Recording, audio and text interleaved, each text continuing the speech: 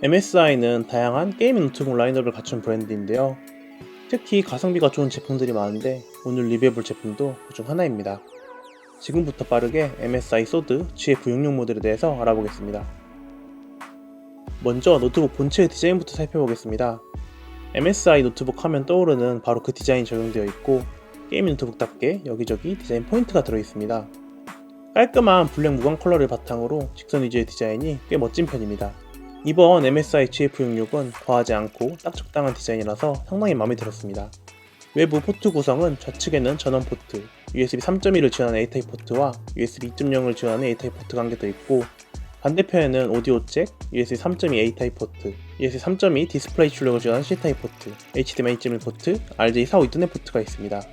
전체적인 포트 구성은 크게 부족함이 없는 편이고, 아쉽게도 USB-P 충전을 지원하지 않아서 이별같이 전용 어댑터로 충전이 가능합니다. 디스플레이는 15.6인치의 16:9 비율의 FHD 대상도 IPS 패널을 탑재했습니다. 게이밍 노트북답게 주사율은 144Hz 디스플레이를 탑재했는데요. 최대 밝기는 250니트로 조금 아쉽긴 하지만 실내에서 사용하는 것을 가정하면 아주 불편하진 않았습니다. 디스플레이 색감이나 밝기가 조금 아쉬운 편이긴 한데 이 가격대 제품에서는 어느정도 감안을 해야 할 것 같습니다. 그래도 MSI 제품답게 디스플레이가 180도로 펼쳐지는 힌지를 탑재하여 다양한 방법으로 활용이 가능한 점은 마음에 들었습니다. 키보드는 풀사이즈의 텐키베어 키보드를 탑재했고 4존 RGB 백라이트를 탑재해서 게이밍 제품답게 다채로운 라이팅 설정이 가능합니다. WASD 키캡 포인트나 1.7mm의 키 트래블로 키감도 상당히 좋고 키보드의 사용성은 아주 좋았습니다. 이제 빠르게 이 제품의 스펙에 대해서 알아보겠습니다.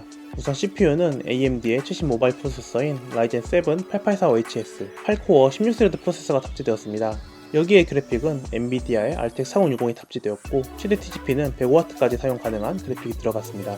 마지막으로 램은 DDR5 규격의 16GB 듀얼 채널 메모리가 탑재되어 있고 교체가 가능한 방식입니다. 스펙 소개에 이어서 내부 구성을 보기 위해서 합판을 분해해봤습니다. MSI GF66의 합판 분해는 십자 드라이버만 있으면 손쉽게 분해가 가능한데요. 합판에 봉인 실이 있긴 하지만 램이나 SSD 관련 업그레이드는 크게 문제가 되지 않는다고 하니 자세한 것은 센터에 문의해보시는 것이 좋을 듯합니다. 합판이 분리하면 이렇게 내부 구조가 보이는데요. 특이하게 듀얼 쿨링팬이 좌우 크기가 다른 편입니다. 그래도 히트싱크나 나름대로 배치나 구조가 괜찮아 보입니다. 그 아래로는 교체가 가능한 DDR5 메모리가 있는데 기본적으로 8GB 메모리 2개로 16GB 구성으로 이루어져 있는데요. 추가로 업그레이드가 가능하기 때문에 이 점은 장점입니다. 저장 장치는 기본적으로 1기에 512GB NVMe SSD가 장착되어 있고 1개의 슬롯이 더 있어서 총 2개의 SSD가 장착 가능합니다. 내부 구성은 이 정도로 살펴보고 빠르게 프로세스 벤치마크로 넘어가 보겠습니다.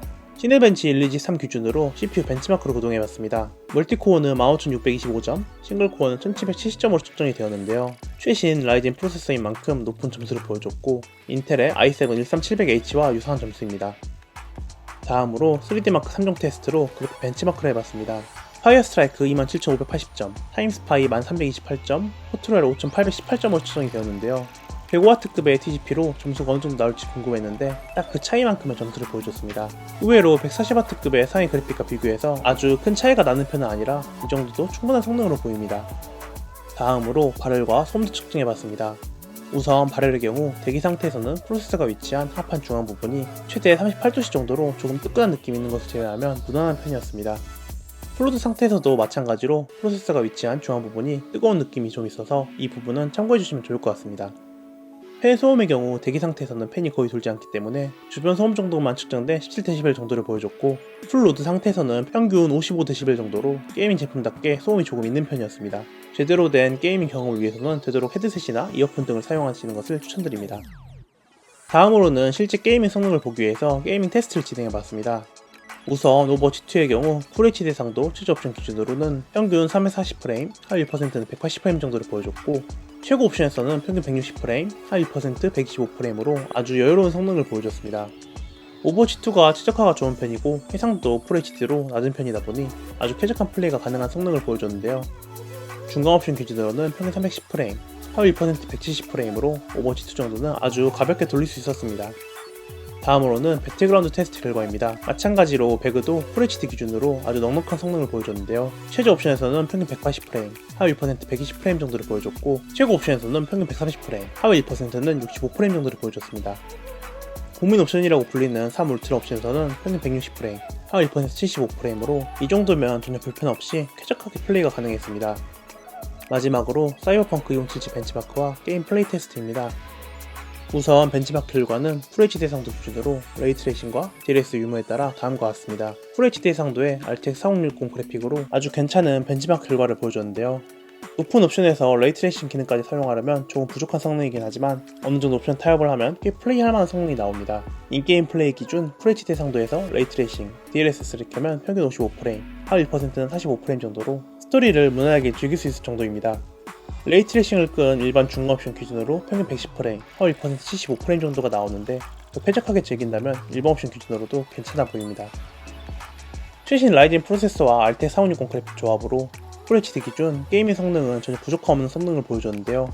이 제품에 탑재된 RTX 4060의 TGP가 105W로 타 제품들에 비해서 조금 낮은 편이긴 하지만 확실히 최신 그래픽인 만큼 생각보다 실성능이 아주 좋았습니다. 성능 차이가 그렇게 큰 편이 아니기도 하고 105W의 TGP면 그래도 성능은 부족하지 않았습니다. 특히 이 제품의 경우 가격이 꽤 착한 편인데 2024년 5월 다나와 최저가 기준 130만원 초반대에 가격이 형성되어 있습니다. 리뷰 기준으로 쇼핑몰 할인이나 카드 할인 등을 더하면 120만원대에도 구매가 가능한 것으로 보이는데요.